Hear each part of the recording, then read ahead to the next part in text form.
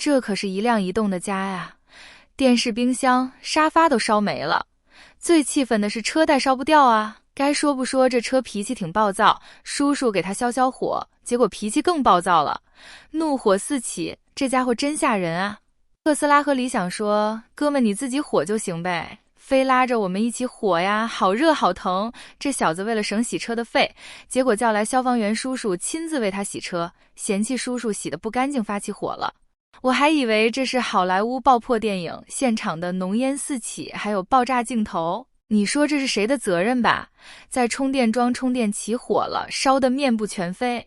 这是啥车型啊？看到这场景，不知道的还以为是点火发射升空呢。夏天到了，电动车白天不要出门了，太热容易上火呀。你这个品牌发生这么多次火灾了，就一直找不到解决办法吗？我发现一个问题，目前内燃机已经落幕了，现在是外燃机的时代了，太坑消费者了。明知道汽车要自燃了，就不能把车推走啊，避免更多的损失，这下把大众给祸害了。某品牌试驾发生起火，以这样方式劝退消费者，真是良心商家呀。消防员说救了也白救，根本灭不掉，浪费水资源，烧完再说吧。这是自燃前的前兆，还不抓紧把车挪走，还在拍视频，这心可真大呀！电车着火是真灭不掉啊！两位消防员同时喷水也不管用，电车在南方热容易起火，在北方冬天冷电池亏电，跑的里程少，某品牌汽车运输中自燃。请问厂家这个怎么解释？是不是要怪有人扔烟头？这大哥站着烤羊肉串呢，还不抓紧离开，就不怕电池突然爆炸？这辆车是后备箱起火，这次不是电池惹的祸，是不是装了易燃物品？车主说终于找到换车理由了，结果还被叔叔给就灭了，自然不分贫富。不过这个品牌就比较良心，从来不坑穷人。给你点赞，现在发现还得是油车安全，电车撞车后容易起火，这安全系数太低了。我建议开电车的朋友后备箱经常备着羊肉串，因为随时都可以烤，这样还省了炭火钱。特斯拉新车在运输过程中自燃，真是太污染环境了，保险公司又哭晕厕所了。这个视频是上海高架桥特斯拉撞击护栏发生自燃后，车门居然打不开，这就是隐藏法术的危害。这辆车发生撞击后发生自燃，火势很大，灭火后也是化为灰烬了。看吧，这就是电车比汽油车省电的原因，看你还敢买吗？有网友说这就是电车成熟起来的过程，确实是这样，差点被烧烤了。电车放在厂房里不开也能发生自燃，这车起火可是5味真火，只有芭蕉扇才能灭掉。这又是在充电桩发生起火，这要是燃烧起来，周围的车都跟着遭殃，这么夸张吗？这是把车烧化了。终于可以换新车了，再也不敢买电车了，自己花10块钱出去洗车呗，非得麻烦消防员叔叔咋的？叔叔的水枪大洗得干净啊！家人们看到没电车冒烟，车主都束手无策。如果是你，这时候你会咋解决？电车自燃水都灭不掉，只能控制不让火苗更旺盛，只能看着烧完。消防员叔叔救援电车都有经验了，把电车吊起来水充电池，这是好办法。这是哪个那么大胆？新能源电车自然已经从字典里消失了，还来这套，不让新能源车进停车场。从图片上看，这里可能是个医院，那还说得过去，要是医院车库自燃，后果太严重了。这也让新能源车统一享受到了特斯拉的待遇了。千万别眨眼，看看遥遥领先的智障智能驾驶。什么情况？什么情况？我靠！在这个呢？啊？刚才你应该杀了。请立即接管。我靠！他已经杀了。车主驾驶的是一辆华为问界 N7， 在开启智能驾驶的模式下，直接加速闯红灯。真的是会玩，果然是遥遥领先。大陆的这些智能驾驶在发布会的时候被吹成了花，真正使用的时候，一个个就智商为负数了。这要是出了什么事，华为汽车估计又要变身成为赛力斯汽车了。有网友表示，这肯定不是智驾的问题了，这个是超过了智驾，是因为华为汽车检测到了这个红绿灯的监控摄像头坏了，即使闯红灯也没事，也不会被扣分的。只能说大陆网友的想象力真的是特别丰富。6月15日，一段视频显示，理想汽车集体追尾了，一共有5辆车连环追尾，应该是理想车友组织的一次活动。那想到会连环追尾，互相碰瓷，说好的智能驾驶呢？难道都失效了？这次不用考虑去哪里玩了，统一打包去 4S 店修车了。理想宣传自己是移动的家，那这么多家连在一起，就成了移动的宿舍了。事件没有引起很多人的关注，估计是太丢人。只有微博上有人发出来，有很多网友评论，有人就说了，不是之前说好的，如果路上都是智驾车辆，就不会发生交通事故了。还有人表示，人家撞了还是可以在客厅看电视啊，怎么了？家电在，灵魂就在了。也有人提出质疑，主动刹车去哪儿了呢？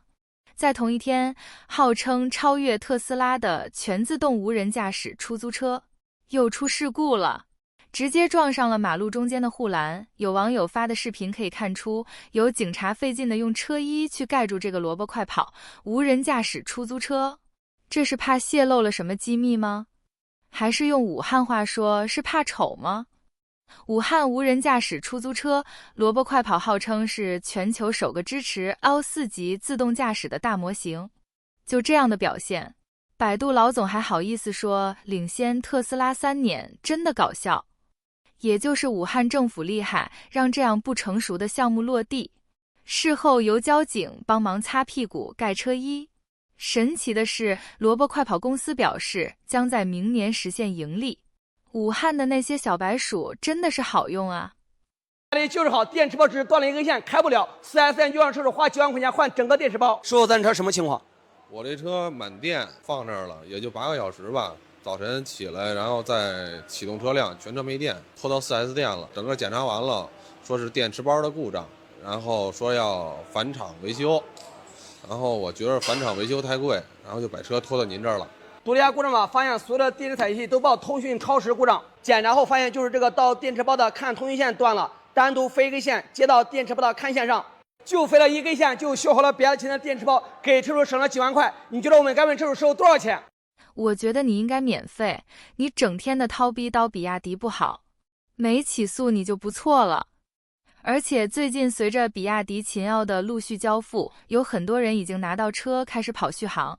比亚迪的虚假宣传又一次被狠狠打脸了。在昨天汽车大 V 的测评结束后，比亚迪秦奥的油耗为 4.74 奥，而风云 A8 的油耗为 4.48 奥，低于工业奇迹世界第一的秦奥油耗。当然里面也有很多争议，像乘客的体重不同什么的，还有在测试有没有急加速急减速的行为，这些都看不到。但是一眼能看出的，肯定是没有比亚迪自己宣传的工业奇迹新能源油耗进入了2时代，这些都是虚假宣传了。而且关于油耗，有一位博主发视频表示，他测出的应该是史上最低的油耗了。很多人说秦奥的油耗能开到2升3升啊，你们开的太高了。我昨天把这个车的油耗开到了1升油以下，你信不信？昨天我从成都回西安，从秦岭服务区开始一路下坡，这个油耗是越开越低，越开越低，越开越低，越开越低，最后那段小100公里的路程，我的平均油耗竟然干到了1升左右。我不能误导消费者说，你看奥的实测最低油耗100公里是1点几升嘛？其实油耗这东西啊，跟你的路况、车速、载重有很大的关系。像秦奥这种插电式混动汽车，如果亏电跑长途，除非你一直下坡，否则就这台1.5升的自吸发动机带着满载2.2吨的这个自重，一直在烧油往前跑。你能相信它的100公里油耗是2点几升吗？我建议呢，以后不要再用极端的测试结果去误导消费者。我提车之后呢，烧油啊，我亏电满载4人，全程顶着限速，开着空调跑了1106公里，油耗5.5哟，这才是日常使用的续航和油耗，没有比亚迪自己宣传的那么夸张。前几天有说过，一位老哥买的比亚迪方程豹失速了。但是比亚迪检测之后没问题，这个老哥没办法，又跑上高速，希望来一次失速的复现。上次失速去 4S 店检测，他们说没有任何报错信息，让我再继续观察。为了复现失速，全程录像刚好记录下危险的瞬间。现在是115公里智能领航，远处出现大货车，突然发现车辆减速了，深踩油门准备超过大货车，结果加油门都只能到105。用了好久才慢悠悠的超过大货车，继续油门到底都只有105码速度怎么都上不来了，我才发现又失速了。松开油门，等降到80左右，油门到底只能加速到88左右。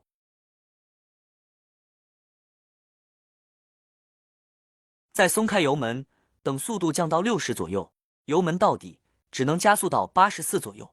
于是只有慢悠悠的开到服务区停车，就算我慢悠悠的开，引擎盖还是会不断跳动。注意看桥的倒影。这应该跳的多厉害！限速120拍照。高速上面，看这中间跳的多厉害！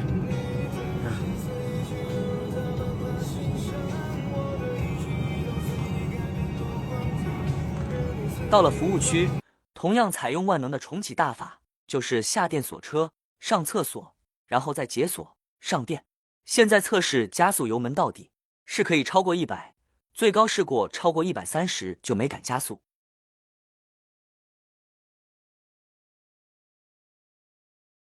只能说这位老哥的胆子是真的大，在高速上把方程豹又一次复现了失速。此事在网上并没有多少的关注度，可能大家的注意力在另外一件事情上，就是比亚迪的仰望 U9 在纽北刷圈。纽博格林赛道可以说是无数车迷心中的圣地，但是由于赛道难度过大，车迷都把纽北称为绿色地狱。最近这条赛道出现了2台国产车，一个是小米 SU7 和仰望 U9， 但在上赛刷成绩之前，仰望 U9 在这赛也曾闹过笑话。当时有人说仰望 U9 的圈速比法拉利 SF90 要快 10%， 如果真的是这样的话，那仰望 U9 在纽北的成绩起码在5字头左右。而能在5分钟左右跑完纽北的车其实并不多，也只有保时捷919 Hybrid Evo 能5点19分跑完。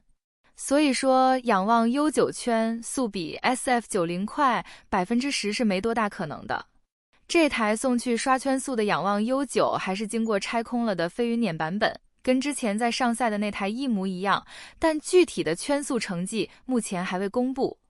有博主对仰望 U9 的圈速做了推算，因为仰望 U9 在上赛的圈速成绩为2点17分65， TC2 赛车在上赛大概能跑到2点14分左右，而 TC2 赛车在纽北成绩是7分出头，可以换算一下的话， U9 在纽北的成绩理论上是能达到7点10分左右的水平。似乎国内的车企都很喜欢刷圈，在之前也有好几天国产车到纽北刷过圈速了。其中奇瑞 G5 是国内第一个挑战的车，成绩为8点56分，但是后来由于作弊，成绩取消了。